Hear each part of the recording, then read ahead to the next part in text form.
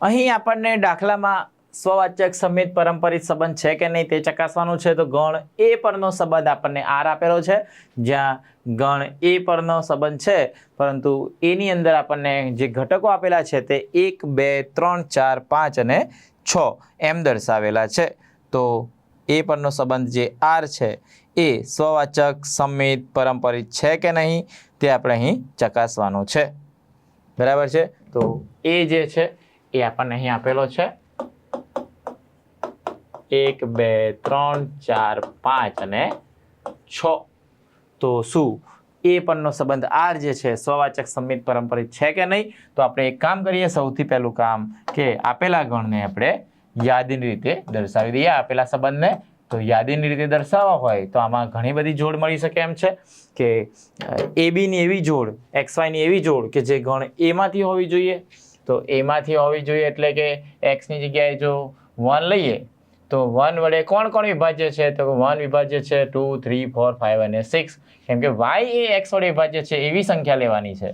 તો આપણે 1 1 લઈ શકાય, 1 2 લેવાય, કારણ કે y એટલે કે 2 એ 1 વડે વિભાજ્ય છે. તેવી રીતે 1 3 1 4 1 5 1 6. બરાબર છે. ત્યાર પછી 2 2 ની વાત કરીએ તો 2 બીજો y જે છે એ x વડે વિભાજ્ય, એટલે 2 એ 2 વડે વિભાજ્ય છે, પરંતુ 2 1 નહીં લખીએ કારણ કે 1 એ 2 વડે વિભાજ્ય નથી.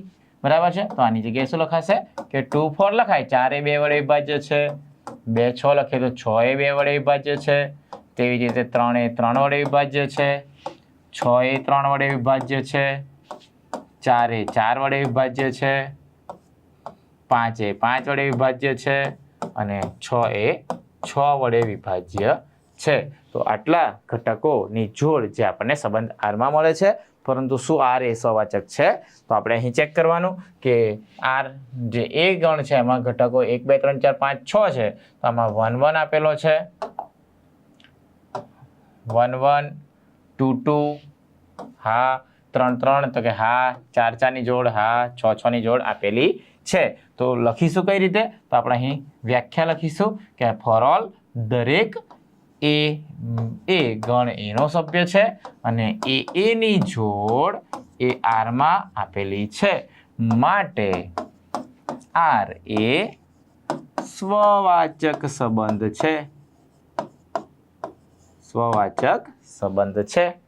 પણ સમિતની વાત કરીએ તો નથી. તો એના માટે આપણે એક્ઝામ્પલ જ લઈશું કે અહીં 1 2 જે છે એની જોડ આરમાં આવેલી છે, પરંતુ તેની સામે 2 1 ની જોડ આરમાં આવેલી નથી, માટે આર સમિત સંબંધ નથી. ક્લિયર છે? તેવી રીતે પરંપરિતની વાત કરીએ તો પરંપરિત થાય કે નહીં વિદ્યાર્થી મિત્રો? ચલો વિચારી લો.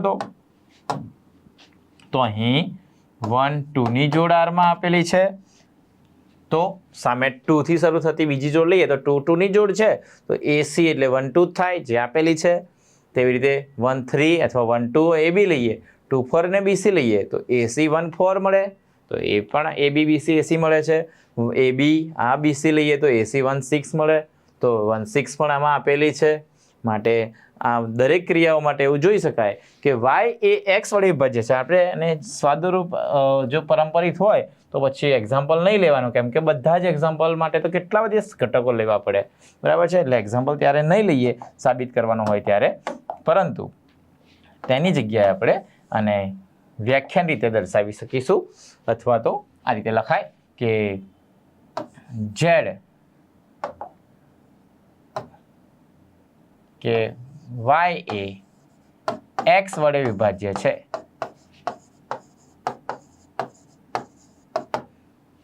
બરાબર છે.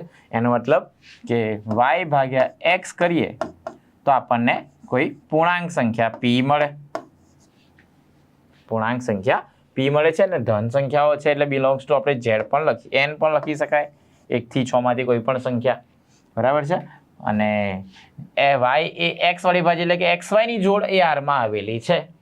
તો xy ની જોડ માટે આપણે હવે yz ની જોડ હોય તો z એ y વડે વિભાજ્ય હોવો જોઈએ. તો z એ y વડે વિભાજ્ય છે, તો પછી એમ લખાય ઝેડ ભાગ્યા વાય બરાબર ક્યુ. તો એ પણ એનમાંથી જ ઘટકો છે. તો સીધી વાત છે કે અહીં વાય એ એક્સ વડે વિભાજ્ય છે તો વાય બાય એક્સ બરાબર પી બિલોંગ્સ ટુ એન લખીશું. ઝેડ એ વાય વડે વિભાજ્ય છે તો ઝેડ બાય વાય બરાબર ક્યુ લખાશે, કેમ કે વિભાજ્ય છે તો કંઈક પૂર્ણાંક સંખ્યા મળવાની છે, બિલોંગ્સ ટુ એન બરાબર છે. પૂર્ણાંકમાં ધન પૂર્ણાંક મળે છે કારણ કે ગણ એમાં એ રીતે સંખ્યા આપેલી છે. તો હવે આપણે ઝેડ બાય એક્સની વાત કરીએ તો એને આપણે રીતે દર્શાવાય કે બંનેને વાય વડે ભાગો તો ઝેડ બાય વાય અને x by z by x છે તો એક્સ બાય વાય લખીએ. તો આમાં એક્સ બાય વાય તો આપણને 1 બાય પી મળે છે અને ઝેડ બાય વાય જે છે એ તો ક્યુ છે. તો આમ છેદ તો છેદ અંશમાં લઈ જઈએ એટલે પી ક્યુ મળે. તો પી ક્યુ એટલે પૂર્ણાંક સંખ્યાઓ ધન પૂર્ણાંક સંખ્યાઓનો ગુણાકાર પણ પૂર્ણાંક જ મળે. તો આમ કહી શકાય કે એક્સ વાયની જોડ એટલે વાય એ એક્સ વડે વિભાજ્ય છે એટલે એ જોડ આરમાં આપેલી છે, સાથે સાથે વાય ઝેડ પણ આરમાં આપેલો છે આ બે ઘટનાઓ પરથી. તો ત્રીજી સંખ્યા આપણે ઝેડ બાય એક્સ હોય કે નહીં તો આપણે શું કરવું પડે કે બંનેને વાય વડે ભાગી કાઢો. તો ઝેડ બાય વાય એટલે તો ક્યુ અને એક્સ બાય વાય એટલે આનો વ્યસ્ત કરીએ તો 1/p બરાબર છે. આનો વ્યસ્ત કરીએ તો 1/p છેદનો છેદ અંશમાં જશે તો પી ક્યુ મળે. અને બંને જો પ્રાકૃતિક સંખ્યા હોય તો ગુણાકાર પણ પ્રાકૃતિક જ મળે છે એટલે કે એક્સ ઝેડની જોડ પણ આરમાં આવેલી છે માટે આર એ પરંપરિત સંબંધ છે. તો આમ જે ગણ એ પરનો સંબંધ આર જે છે એ સ્વવાચક સંબંધ છે, સંમિત સંબંધ છે. સંમિત સંબંધ નથી કારણ કે 1 2 માટે 2 1 આપેલો નથી બરાબર છે, પરંતુ પરંપરિત સંબંધ છે બરાબર છે. તો આ રીતે દાખલો સોલ્વ કરી શકાય.